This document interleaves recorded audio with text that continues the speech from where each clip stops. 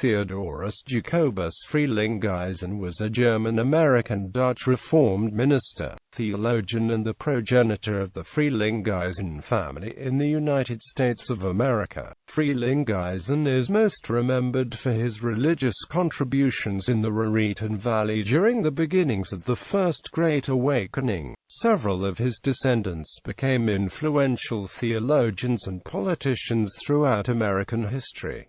Birth and emigration. He was born in Lingen, East Friesland, to Johann Henrik Frelinghuysen, a German Reformed minister, and to Anna Margaretha Bruggemann Frelinghuysen. Frelinghuysen was graduated from the University of Lingen in 1717, and he was ordained as a minister of the German Reformed Church in 1715.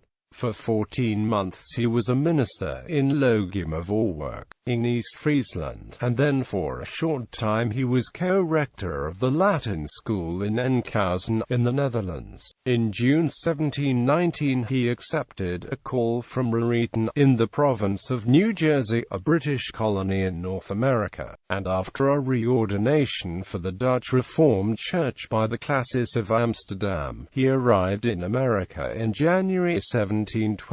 Family. He married Eva de Heun, daughter of Jan de Heun and Margriet van Sicklin of Flatlands, Long Island, and had 7 children. Reverend Theodorus Jacobus Frelinghuysen II. Reverend Johannes Frelinghuysen, who married Dina van Berg and who was the father of Frederick Frelinghuysen.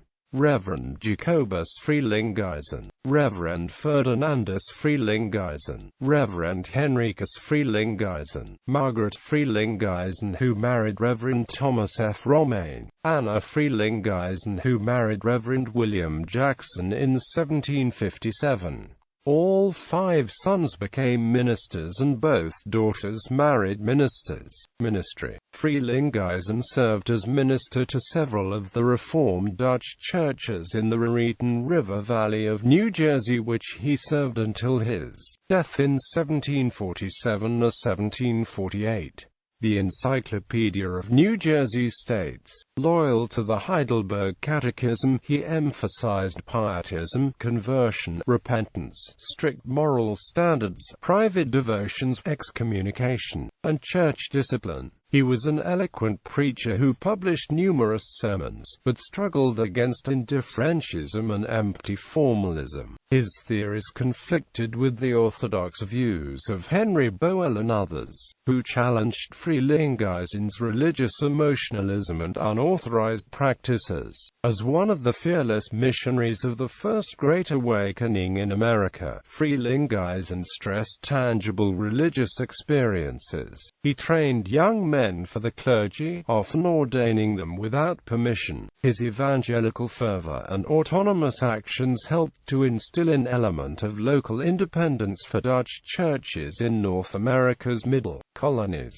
First Great Awakening. Frelinghuysen served as a precursor to the First Great Awakening, where his evangelistic contributions culminated in a regional awakening within the middle colonies.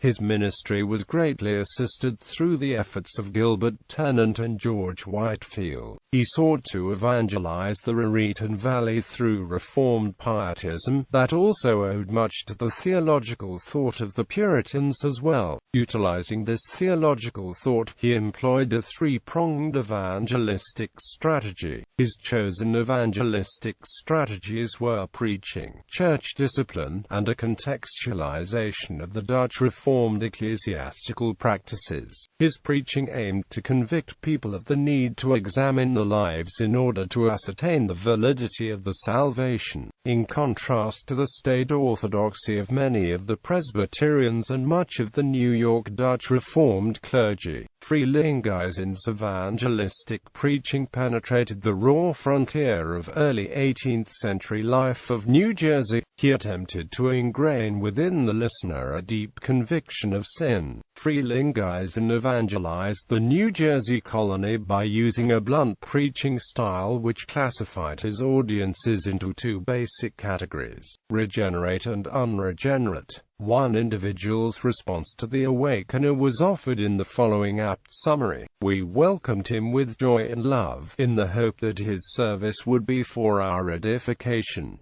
But alas, to our great sorrow, we soon and increasingly found that the result was very different. His denunciations uttered against all of us from the pulpit, and on all occasions, to the effect that we were all unconverted, were severe and bitter. Church discipline was also utilized to awaken the dormant New Jersey congregations to the realization that some of its parishioners did not meet the scriptural standards of salvation. They were therefore frequently prevented from participating in the sacrament of the Lord's Supper." For Frelinghuysen, fencing the table, or preventing people from full participation in the sacrament of the Lord's Supper, not only purified the sacrament but it also alerted his parishioners to the stringent need for holy living. Church discipline was a reinforcement of his pietism, for it caused individuals to inspect their lives for holy living. If they failed to see either the sinful hearts or if they could not point to righteous acts of fruit demonstrating salvation, they stood in need of conversion. Consequently, Frelinghuysen stressed that a person's experience of conversion was accompanied by distinguishing outward behaviors which proved them to be recipients of the new birth.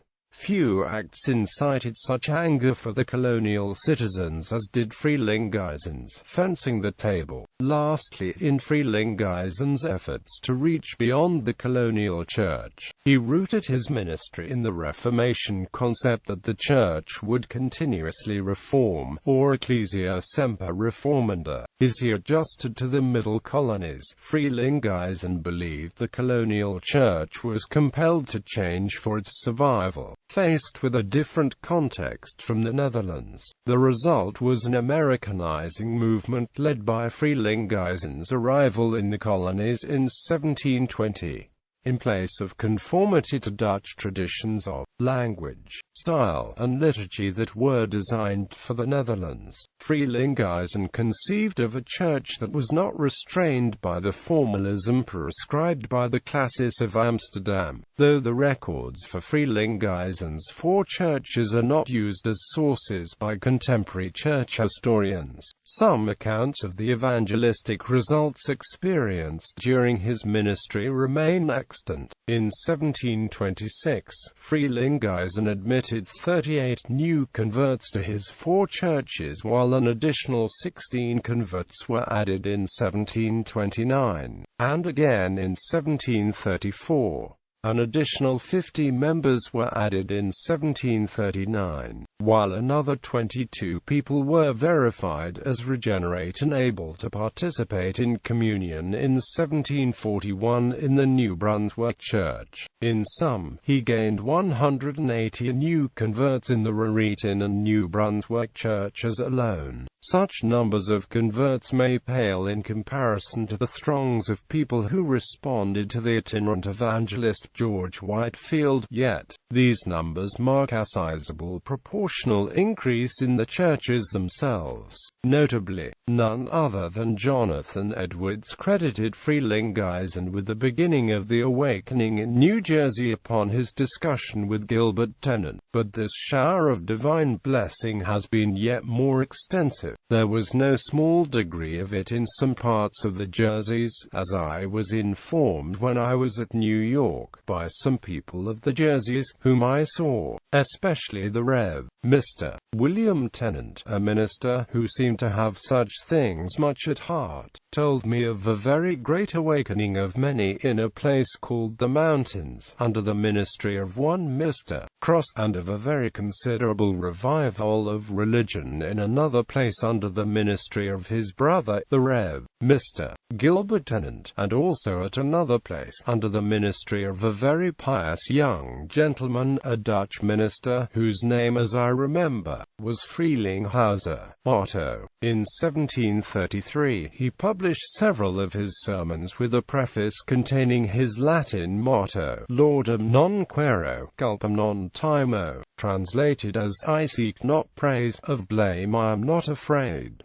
Support for college. He proposed and supported the movement to establish a college in the area. Later, his sons, Reverend Theodorus Frelinghuysen and Reverend John Frelinghuysen, were also very active in this effort. This led to the charter in 1766 of Queen's College in New Brunswick, now Rutgers University. Frelinghuysen Hall on the New Brunswick campus of Rutgers University is named after him. Death. He died in 1747 or 1748 in Franklin Township, Somerset County, New Jersey, and was buried at Elm Ridge Cemetery, North Brunswick, New Jersey. He was originally buried without a tombstone. When in 1884 his descendants decided to place a stone on his grave, they could not determine where his body was interred. A cenotaph was placed in the front of the cemetery, which now is the back of the cemetery at the tree line. Rev. Theodorus Jacobus Frelinghuysen, born at Lingen, East Friesland in 1691. In 1719, he was sent to take charge of the Reformed churches here by the classis of Amsterdam. He was a learned man and a successful preacher.